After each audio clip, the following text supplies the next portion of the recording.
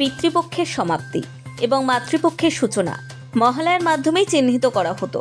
মহালয়া দিয়ে শুরু হলো দুর্গাপুজোর শুভ সূচনা। দেবীপক্ষের আগমন বার্তা নিয়ে বাংলা সহ গোটা দেশ এখন উৎসব মুখর।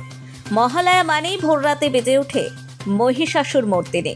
দেবীর বন্দনায় ভরপুর স্তোত্র, মন্ত্রপাঠ ও সঙ্গীতের অনবদ্য সমন্বয়।